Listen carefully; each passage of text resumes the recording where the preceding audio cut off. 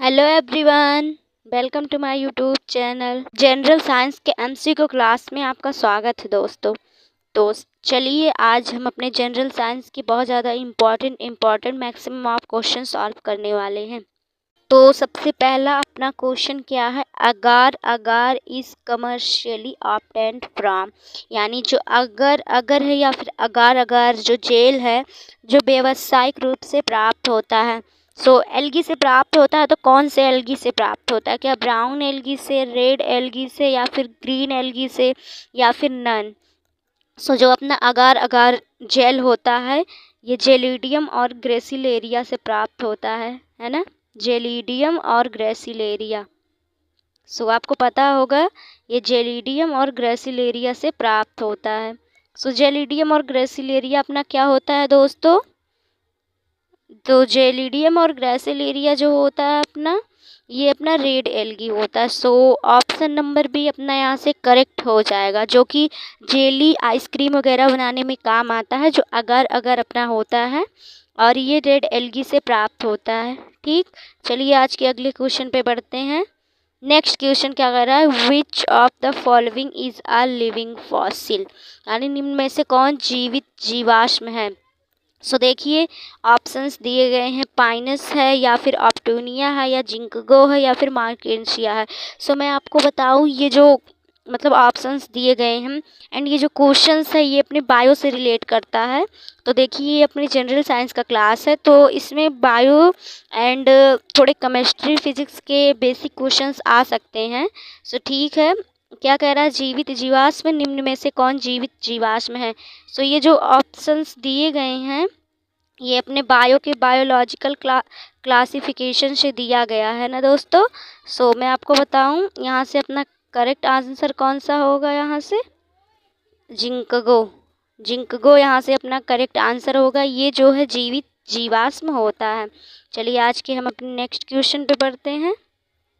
Next question क्या कह रहा है दोस्तों, वाटर इज़ प्यूरिफाइड बाय, यानी जल शुद्धिकरण किया जाता है तो बाई हाइड्रोजन, क्या हाइड्रोजन के द्वारा, बाई एल्यूमिनियम या फिर एल्यूमिनियम के द्वारा, या बाई क्लोरीन या क्लोरीन के द्वारा, या बाई सोडियम के द्वारा।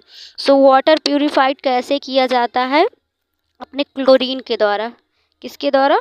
क्लोरीन के द्वारा, है ना। अपना ऑप्शन नंबर यहाँ से कौन सा करेक्ट होगा? अपना ऑप्शन नंबर सी यहाँ से करेक्ट हो जाएगा। आई होप आपको समझ में आया होगा। जल प्यूरिफाइड करेंगे हम क्लोरीन डाल के। ठीक, तो चलिए नेक्स्ट क्वेश्चन पे बढ़ते हैं दोस्तों।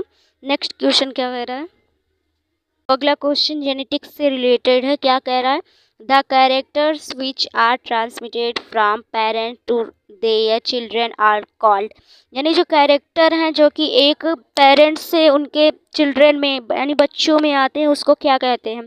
क्या जेनेटिक कैरेक्टर कहते हैं, या फिर कॉमन कैरेक्टर कहते हैं, या फंडामेंटल कैरेक्टर कहते हैं, या फिर नन?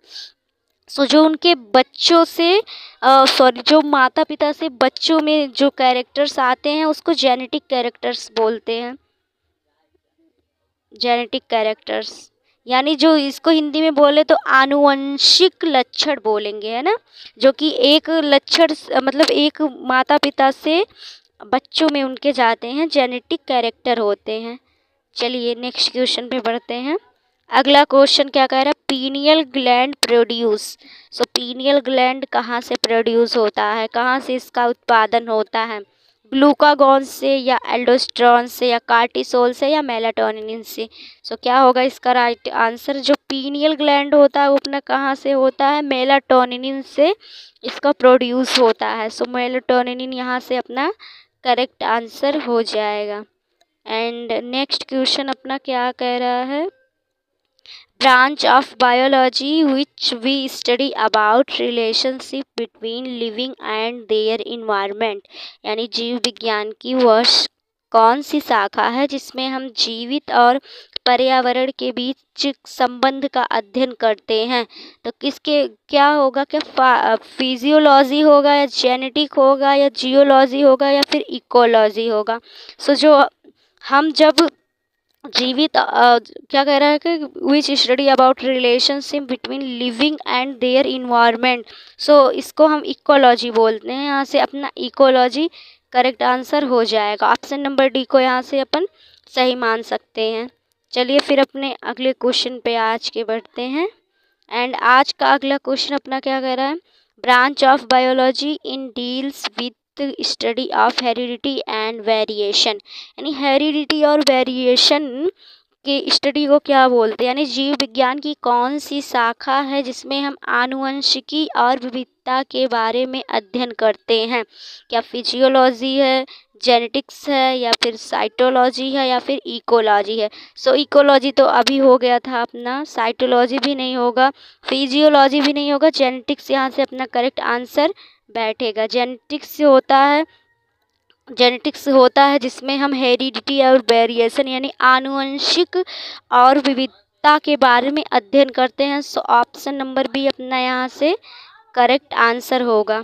नेक्स्ट क्वेश्चन दोस्तों, next question, number of chromosomes in somatic cell of woman या आर, यानी सोमेटिक सेल कितना होता है, यानी मानव दैहिक कोशिका कितनी होती है, क्रोमोसोम की संख्या सो कितनी होती है, 44 यहाँ से अपना करेक्ट आंसर होगा। कैसे होगा मैं आपको बताती हूँ। अगर सेक्स सेल पूछता, बॉडी सेक्स सेल, तो 46 होता। सो यहाँ सिर्फ दैहिक कोशिका पूछा गया है। यहाँ पर जो अपने मेल फीमेल के क्रोमोसोम है इसको ऐड नहीं करना है यहाँ पर। 44 ऐसे तो 46 होते हैं, यानी 23 पेयर होते हैं। सो यहाँ ओनली अपना 44 यहाँ से करेक्ट आंसर हो जाएगा। अगला क्वेश्चन क्या कह रहा है, अगला क्वेश्चन क्या कह रहा है, branch of science which deals with study of skin, और यहाँ लिखाया नहीं है, स्किन की स्टडी के बारे में बात कर रहा है, यानी विज्ञान की कौन सी शाखा के अंतर्गत मानव त्वचा का अध्ययन करते हैं। सो क्या हेमेटोलॉजी के, या फिर एनाटॉमी, या फिर डर्मेटोलॉजी, या फिर इकोलॉजी। सो हेमेटोलॉजी तो अपने हिम से रिलेटेड है, हिम ये तो हो नहीं सकता, ये हीमोग्लोबिन से रिलेटेड हो गया अपना। एनाटॉमी तो हो ही नहीं सकता अपना, और इकोलॉजी तो अभी अपने पीछे अपने बात कर चुकी है, पीछे अपने ने बात कर लिया है। सो डर्मेटोलॉजी अपना करेक्ट आंसर होगा, जो स्टडी ऑफ स्किन होगा और डर्मेटोलॉजी होगा। ठीक, ऑप्शन नंबर सी अपना यहाँ से करेक्ट बैठेगा। चलिए नेक्स्ट क्वेश्चन में बढ़ते हैं। आज मैं ढेर सारा क्वेश्चन लाई हूँ सॉल्व कराने के लिए, सो आप फुल वॉच कीजिएगा वीडियोस को। एंड ये क्वेश्चन आपके लिए बहुत इंपॉर्टेंट है, कहीं ना कहीं एग्जाम में ये पूछे हुए ज़्यादातर क्वेश्चंस हैं आज के वीडियो में। सो अगला question, study of bone is called. So जो अपना बोन होता है इसकी स्टडी को क्या कहते हैं, यानी हड्डी के अध्ययन को कहते हैं। क्या यूरोलॉजी कहते हैं, या फिर ऑस्टियोलॉजी कहते हैं, या फिर डर्मेटोलॉजी कहते हैं, या फिर इकोलॉजी कहते हैं। सो अपने इकोलॉजी की बात हमने कर लिया, डर्मेटोलॉजी तो स्किन की स्टडी को कहते हैं, हमने कर लिया। अब यूरोलॉजी जो होता है ये अपने किडनी के स्टडी को बोलते हैं, लर्न कर लीजिएगा आप, किडनी को बोलते हैं। तो ऑस्टियोलॉजी अपना यहाँ से करेक्ट आंसर हो जाएगा। स्टडी ऑफ बोन को क्या बोलेंगे दोस्तों, osteology, osteology. Okay, so option number B अपना यहाँ से करेक्ट बैठेगा। ठीक, अगले क्वेश्चन पे बढ़े आज के हम। अगला क्वेश्चन और शानदार है दोस्तों, क्या कह रहा है, study of disease like cancer, यानी जो कैंसर होती है बीमारी अपनी, इसकी स्टडी को क्या बोलते हैं। सो यूरोलॉजी की स्टडी को तो किडनी की स्टडी को यूरोलॉजी बोलते हैं ना, मैंने अभी आपको बताया। ऑस्टियोलॉजी अभी बोन की स्टडी को बोला जाता है, सो ये हो नहीं सकता। और इकोलॉजी की बात भी अपन कर चुके हैं, तो ऑन्कोलॉजी करेक्ट होगा, ऑन्कोलॉजी अपना करेक्ट आंसर होगा। Study of cancer oncology. और कैंसर कैसे होता है, जब अपनी सेल जो है अनलिमिटेड डिवीज़न करती हैं, सेल अनलिमिटेड डिवीज़न करती है, तो सेल जो है अनलिमिटेड डिवीज़न करती है, सेल डिवीज़न सही से नहीं होता, सेल डिवीज़न अनलिमिटेड होती है, सो अपना कैंसर होने की संभावना होती है। ठीक, आई होप आपको समझ में आया होगा। चलिए अगले क्वेश्चन पे बढ़ते हैं प्यारे दोस्तों। अगला क्वेश्चन क्या कह रहा है मेरे दोस्तों, पेनिसिलियम इज एक्सट्रैक्ट फ्रॉम, यानी पेनिसिलियम निकाला गया, यानी एक्सट्रैक्ट कहाँ से किया गया, क्या ईस्ट से किया गया, फंगस से किया गया, एल्गी से किया गया, फिर बैक्टीरिया से किया गया। सो पेनिसिलियम के बारे में आपको एक बात और लर्न कर लेनी है। पेनिसिलियम हमारा फर्स्ट एंटीबायोटिक था, आपको ये लर्न करना है। ठीक, ये क्या था, फर्स्ट एंटीबायोटिक था अपना। आप इसको लर्न कर लीजिएगा। ये अपना फर्स्ट एंटीबायोटिक था। एंड सेकंड वन हम बात करें इसकी, और इसकी खोज जो है अलेक्जेंडर फ्लेमिंग ने की थी, अलेक्जेंडर फ्लेमिंग। सो आप इसको भी लर्न कर लेना। और ये फर्स्ट एंटीबायोटिक है और इसकी खोज अलेक्जेंडर फ्लेमिंग की थी, और ये बहुत बार पूछा भी जा चुका है, इसलिए मैंने आपको यहाँ से इसको बता दिया। सो पेनिसिलियम कहाँ से निकलता है? सो फंगस से पेनिसिलियम अपना बनता है, फंगस से। सो आप लर्न कर लीजिएगा कि पेनिसिलियम एक्सट्रैक्ट कहाँ से होता है? फंगस से होता है। यानी हिंदी में बात करें इसका दोस्तों, कवक से होता है। ठीक, सो आप इसको याद कर लीजिएगा। आई होप आपको समझ में आ रहा होगा। अगला क्वेश्चन अपना क्या कह रहा है? The confirmation test for HIV virus causing AIDS. यानी जो एड्स है अपना, जो HIV वायरस का पुष्टिकरण परीक्षण है कौन सा है? यानी एड्स जो होता है, एड्स मतलब अपने HIV वायरस की वजह से होता है। एंड HIV वायरस अपना क्या होता है? ह्यूमन इम्यूनो डिफिशियंसी, है ना, वायरस। इसका फुल फॉर्म हो जाएगा human immunodeficiency of virus, AIDS cause होता है। सो इसका कौन सा पुष्टिकरण परीक्षण है? यानी कौन होगा इसका? कौन सा टेस्ट कराएंगे? क्या विडाल टेस्ट कराएंगे, CDR काउंट कराएंगे, एलिजा कराएंगे, या वेस्टर्न ब्लॉट टेस्ट कराएंगे? सो बहुत फेमस एग्जांपल इसका है। सो एलिजा आप लर्न कर लीजिएगा। एलिजा इसका क्या होता है? टेस्ट कराना, पुष्टिकरण परीक्षण। और विडाल टेस्ट अपना, जब अपन को क्या हो जाता है, टाइफाइड हो जाता है, तब अपन टाइफाइड में विडाल टेस्ट कराते हैं। एलिजा यहाँ से अपना करेक्ट हो जाएगा। आई होप आपको समझ में आया हो। चलिए अगले क्वेश्चन पे बढ़ें। अगला क्वेश्चन और अच्छा क्या कह रहा है? Bacteria was discovered first by. यानी पहली बार जो है बैक्टीरिया की डिस्कवर किसने की थी? यानी बैक्टीरिया पहली बार किसके द्वारा खोजा गया? सो रॉबर्ट हुक नहीं, इन्होंने तो फर्स्ट टाइम क्या किया था? सेल डिस्कवर की थी, है ना, इन्होंने सेल डिस्कवर की थी। रॉबर्ट ब्राउन ने क्या किया था? न्यूक्लियस डिस्कवर की थी, है ना। न्यूक्लियस यानी हिंदी में बात करें तो केंद्रक की खोज की थी। लुवेनहॉक और पुरकिंजे की बात करें तो पुरकिंजे ने अपने क्या किया था? प्रोटोप्लाज्म की खोज की थी, है ना। तो आप इसको भी याद कर लीजिएगा, प्रोटोप्लाज्म की खोज की थी। सो ल्यूवेनहॉक ने यहाँ से करेक्ट आंसर होगा, लेकिन ल्यूवेनहॉक ने जो है सेल की खोज की थी, फर्स्ट लिविंग सेल की। अगर बात करें ओनली फर्स्ट सेल की खोज, पहली बार सेल की खोज अपने रॉबर्ट हुक ने की थी, लेकिन अगर लिविंग सेल पहली बार खोज करने की बात करें तो ल्यूवेनहॉक ने की थी। और बैक्टीरिया भी इन्होंने ही खोजी थी, यानी बैक्टीरिया की डिस्कवरर भी यही हैं। सो आपको लर्न कर लेना है ल्यूवेनहॉक के बारे में। इन्होंने बैक्टीरिया की भी खोज की थी और इन्होंने फर्स्ट लिविंग सेल भी देखा था, खोजी थी। ठीक, चलिए अगले क्वेश्चन पे बढ़ चलते हैं। अगला क्वेश्चन क्या कर रहा है? वायरस दैट इन्फेक्टेड बैक्टीरिया और कॉल्ड। यानी बैक्टीरिया को संक्रमित करने वाला वायरस है। सो कौन सा होगा? क्या बैक्टीरियोफेज होगा, बेसोफिल्स होगा, या वेसल बॉडी होगी, या पुरकिंजे होगा? सो बेसल बॉडी का यहाँ पर कुछ लेना देना नहीं है, क्योंकि बेसल बॉडी तो अपने फ्लैजिला में होता है। सो क्या करें? बैक्टीरिया को संक्रमित करने वाला वायरस। सो ऐसा कौन सा वायरस है जो बैक्टीरिया को ही संक्रमित कर देता है? नाम से ही आपको आंसर इसका मिल जाएगा, बैक्टीरियोफेज, है ना। नाम से आपको इसका आंसर मिल जाएगा, बैक्टीरियोफेज। यहाँ से बैक्टीरियोफेज अपना करेक्ट आंसर हो जाएगा। चलिए अगले क्वेश्चन पे बढ़े। एंड नेक्स्ट क्वेश्चन आ गया अपना, व्हाट इज़ द मशरूम। यानी मशरूम क्या है? सो मैं आपको बताऊं, जो अपना मशरूम है ये एडिबल एल्गी है। एडिबल यानी खाने योग्य, ये अपना एडिबल एल्गी है। सो ये क्या होगा? मशरूम जो होगा अपना, ओ सॉरी दोस्तों, एडिबल फंगी है ना, एडिबल फंगी है। सो फंगी होगा यहाँ से करेक्ट। और एक अगर हम बात करें कि मतलब जो अपना मशरूम है ये फंगी के कौन से मतलब टाइप में आता है, तो बेसिडियोमाइसिटीज, है ना। आप इसको भी लर्न कर लीजिएगा, बेसिडियोमाइसिटीज। ठीक। और मशरूम जो होता है एडिबल फंगस होता है, यानी खाद्य योग्य जो है फंगी यानी कवक होता है, जो कि बेसिडियोमाइसिटीज से प्राप्त होता है। ये अपने फंगी का एक प्रकार होता है, आप इसको भी लर्न कर लीजिएगा। चलिए अगले क्वेश्चन पे बढ़ें दोस्तों। अगला question, which protein is present in milk. बहुत ज़्यादा इम्पोर्टेंट क्वेश्चन है। क्या कह रहा है दोस्तों कि दूध में कौन सा प्रोटीन पाया जाता है।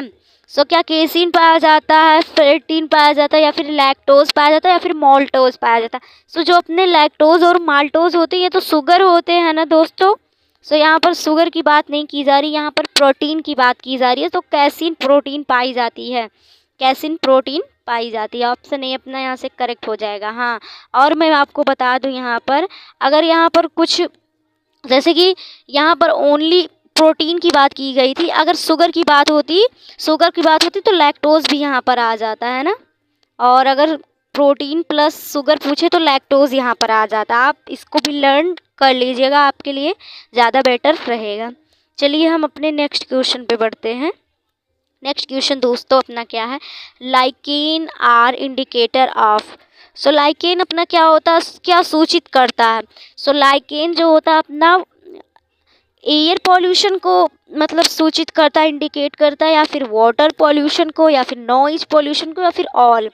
देखिए आप यहाँ पर ऑल मत कीजिएगा, नॉइज पॉल्यूशन भी नहीं, ये जो होता है अपना एयर पॉल्यूशन इंडिकेट करता है। आप यहाँ से एयर पॉल्यूशन को लर्न करिएगा, और यहाँ से लाइकेन जो है अपने एयर पॉल्यूशन को सूचित करता है ना। चलिए अगले क्वेश्चन पे बढ़ते हैं अपने। अगला क्वेश्चन क्या कह रहा है, स्लाइवा कंटेंट्स, यानी जो लार होता है अपना, लार में होता है क्या होता है, क्या लाइपेज होता है, या माल्टोज होता है, या सुक्रोज होता है। ये सब तो अपने शुगर होते हैं, मैंने अभी आपको बताया। ये सब अपने आंसर नहीं हो सकते प्यारे दोस्तों। टाइलिन जो है अपने लार में पाया जाता है ना। स्लाइवा में अपने टाइलिन पाया जाता है, आप हिंदी में भी लिख लीजिएगा टाइलिन, है ना, टाइलिन पाया जाता है। आई होप आपको समझ में आ रहा होगा आज के क्वेश्चंस। चलिए और क्वेश्चन है मेरे पास, सॉल्व करते हैं। अगला क्वेश्चन क्या कह रहा है, the largest flower found is non age, यानी लंबा फूल जाना जाता है, यानी कि यहाँ पर मतलब इन ऑप्शंस के अकॉर्डिंग कौन सा है जो लार्जेस्ट फ्लावर है। क्या रेफ्लेसिया है, या फिर सेलेजिनेला है, या फिर साइकस है, या फिर फ्यूकस है।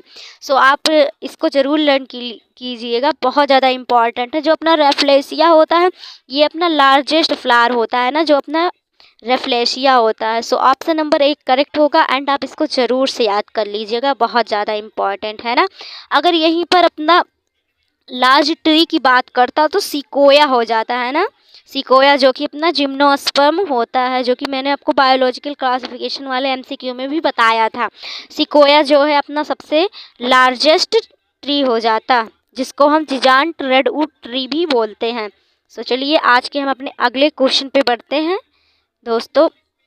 अगला क्वेश्चन क्या कह रहा है अपना, the chemical name of urea.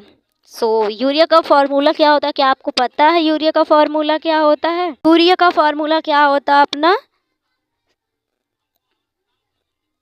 Urea का फॉर्मूला अपना क्या होता है, 1 मिनट में पेन ले लूँ। यूरिया का फॉर्मूला अपना होता है NH2CO NH2। आप इसको लर्न कर लीजिएगा, बहुत ज़्यादा इम्पॉर्टेंट है। क्वेश्चन ऐसे भी पूछ सकता है कि यूरिया का फॉर्मूला क्या होता है, बट यहाँ क्वेश्चन में क्या कह रहा है, केमिकल नेम ऑफ यूरिया, यानी यूरिया का रासायनिक नाम पूछा जा रहा है। क्या एनिलीन है, क्लोरोएथेन है, DDT है, या फिर कार्बेमाइड है। आपको इसको लर्न ही करना पड़ेगा डायरेक्ट। क्या होगा, कार्बेमाइड होगा, है ना। कार्बेमाइड क्या होगा, यूरिया का केमिकल नेम होगा, रासायनिक नाम होगा। एंड 1 मिनट में पेन ले लूँ दोस्तों। हाँ, क्या कह रहे हैं, और मैं बताऊँ क्लोरोएथेन का। आपको क्लोरोएथेन के बारे में तो पक्का ही पता होगा, क्या होता है क्लोरोएथेन। सबसे पहले तो आपको कार्बन के नंबर्स याद होने चाहिए, मेथ एथ। तो एथेन की बात कर रहा है, यानी यहाँ पर 2 कार्बन अपने होने चाहिए। कितने, 2 कार्बन। 1 मिनट रुकिएगा। तो एथेन का फॉर्मूला अपना हो जाएगा CH3CH2 और Cl। ये हो गया अपना क्लोरोएथेन। DDT का और आंसर अपना क्या हो जाएगा, कार्बेमाइड अपना करेक्ट आंसर यहाँ से हो जाएगा। चलिए नेक्स्ट क्वेश्चन पे पढ़ते हैं। 2-3 क्वेश्चन आई थिंक और है मेरे पास। तो cooking gas is mixture of. तो सबसे पहले कुकिंग गैस क्या होता है इसके बारे में जान लेते हैं। LPG गैस जो होता है अपना, ये होता है अपना कुकिंग गैस। सो किसका मिश्रण होता है, कौन सी गैस मिश्रित होती है, हाइड्रोजन एंड हीलियम होता है क्या, हीलियम और नाइट्रोजन होता है, या हाइड्रोजन और मीथेन होता है। सो किसका किसका मिश्रण होता है, कुकिंग गैस। कुकिंग गैस अपने ब्यूटेन और प्रोपेन का मिश्रण होता है। चलिए मैं आपको इसका फार्मूला भी बता देती हूँ। ब्यूटेन में होंगे 4 कार्बन, है ना, तो CH3 CH2 CH2 CH3, ये अपने ब्यूटेन का फॉर्मूला हो गया। एंड नेक्स्ट हम बात करें प्रोपेन की, तो प्रोपेन का हो जाएगा CH3 CH2 CH3। सो ये हो गए इसके केमिकल फार्मूलेज। और LPG गैस यानी कुकिंग गैस में ब्यूटेन और प्रोपेन का हम यूज़ करते हैं, मिक्सचर होता है, सॉरी यूज़ नहीं करते हैं, इसका मिक्सचर होता है। सो आप इसको भी लर्न कर लीजिएगा। चलिए आज के अगले क्वेश्चन पे बढ़ें। अगला क्वेश्चन, where is the national chemical laboratory, one of the basic and important question. क्या कह रहा है, where is the national chemical laboratory, यानी जो राष्ट्रीय केमिस्ट्री यानी जो राष्ट्रीय केमिकल लेबोरेटरी है। सॉरी मैं हिंदी में नहीं बता पा रही हूँ क्योंकि हिंदी में ऑप्शंस नहीं है, हिंदी उतना ज़्यादा मुझे नहीं आता। सो नेशनल केमिस्ट्री लेबोरेटरी कहाँ पर स्थित है अपना, क्या लखनऊ में है, दिल्ली में है, पुणे में है, या फिर चेन्नई में है। सो लखनऊ में तो अपना CDRI है ना। CDRI बोले तो सेंट्रल ड्रग्स रिसर्च इंस्टीट्यूट, है ना, सेंट्रल ड्रग्स रिसर्च इंस्टीट्यूट। और ये बात क्या कह रहा है, नेशनल केमिकल लेबोरेटरी की। सो ये अपना पुणे में है। सो आप इसको लर्न कर लीजिएगा, ऑप्शन नंबर C यहाँ से करेक्ट बैठेगा। चलिए आज के हम लास्ट क्वेश्चन पे बढ़ते हैं। हाँ, और लास्ट में आप कमेंट में बताइएगा कि आपको क्वेश्चंस कैसे लगे, क्या आपको सारे आंसर को मतलब सारे क्वेश्चंस के आंसर आए। सो चलिए लास्ट क्वेश्चन सॉल्व कर ले। What is the chemical name of freon. Freon को क्या बोलते हैं, CFC बोलते हैं, यानी क्लोरोफ्लोरोकार्बन। सो यही कहा जा रहा है, क्या क्लोरोएथेन कहते हैं हम, बिल्कुल नहीं कहते हैं। क्लोरोमीथेन भी नहीं कहते हैं, क्लोरीन तो बिल्कुल भी नहीं कहते हैं। CFC यानी कि क्लोरोफ्लोरोकार्बन बोलते हैं। क्लोरोफ्लोरोकार्बन जो कि कार्बन, CFC यानी क्लोरोफ्लोरोकार्बन। सो ये थे आज के क्वेश्चंस। सो आई होप आपको वीडियो अच्छा लगा होगा, क्वेश्चंस समझ में आए होंगे। So thank you so much.